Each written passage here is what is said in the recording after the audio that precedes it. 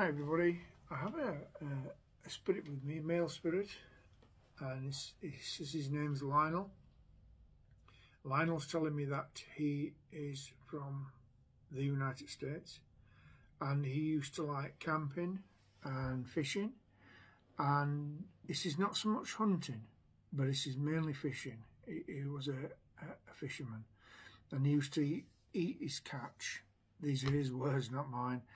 And he enjoyed the outdoor lives. He was staying.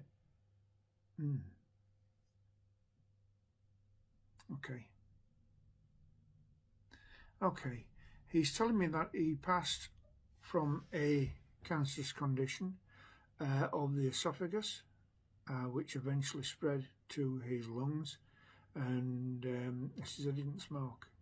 He said, I didn't smoke at all. He's telling me that he was a Vietnam veteran and that's why he preferred the outdoors. His favourite place, camping site, was a place called Stewart's Point. Right. He's saying by Lake Mead. I mean, these are his words, not mine. And he he's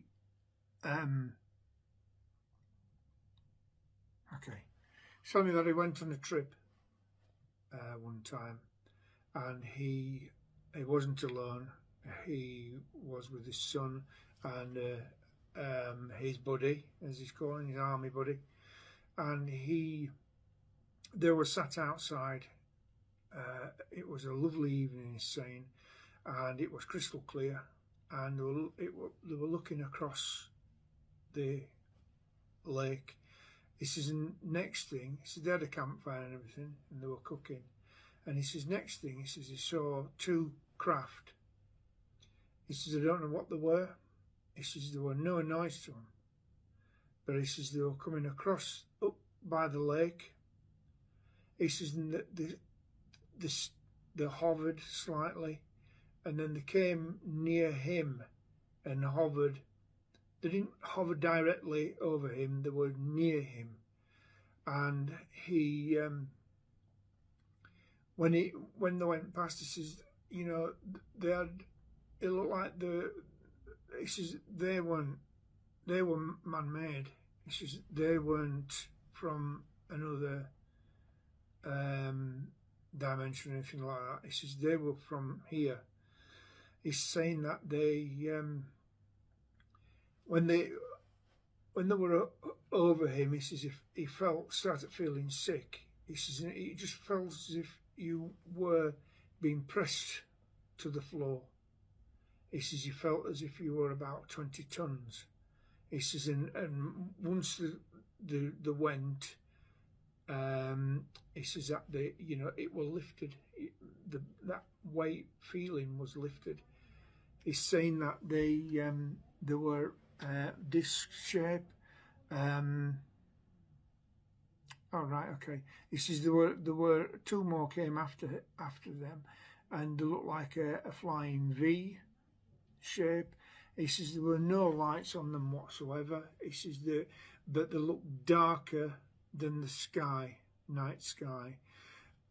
And they thought no more about it. He took some photographs and things, and he's saying that, but they were real black. He says they weren't just black. He says they were really black, and they thought no more about it. Anyway, the day after, they woke up and it looked as if the face had been burnt. The face was red, and he says it was all down the front here.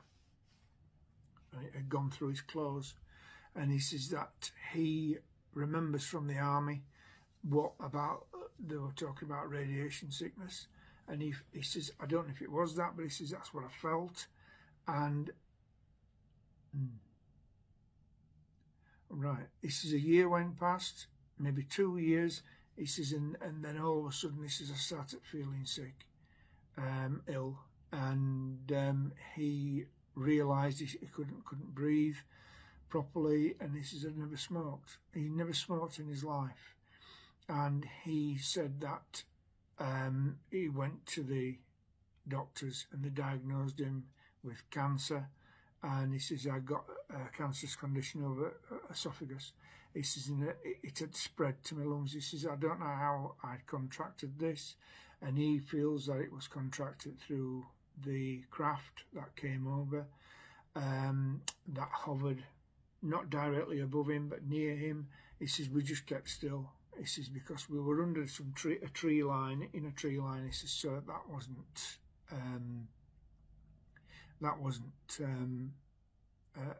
they couldn't see us really, or we couldn't be seen. He says, they could see the campfire, but he says they couldn't see really us. And he feels that that's what's happened, but he's wanting everybody to know. He says, yeah, I did go on to yeah, okay, well, he's saying extraterrestrial highway, which must be the road. It must be a road. Well, it's got to be a road, but anyway, that's what he said. He says, yeah, we did do that, just have a look. He says, because everybody does it. He says, but he says, that were it. He says, I wasn't really interested in that. He says, I've seen enough action in Vietnam. He says, and I wasn't interested. But this is what happened. He says, I was physically fit. He says, I didn't smoke. He says, yeah, I did drink, but beers. But he says, you know, I was active. He says, no, I wasn't a big guy. He says, but that's what happened to me. He says, people often wondered why he or how he contracted this illness, and now he wants to share in his story now with me, and I appreciate it, bless you. So on that note, he's pulling away. He says, I've said my story. He says, and that's what I want everybody to know. He wants his wife to say that, to know that he still loves her and his child, his son. And he says, I'll never forget about you. He says, and I do come around you all the time. He says, I don't know if you see me, but he says, I'm glad to see that you're keeping the fishing up, which was a big thing in his life. And on that note, he is pulling away. And I'd just like to say thank you so much to everybody for watching this video. And I'll speak to you on the next one. God bless. Bye for now.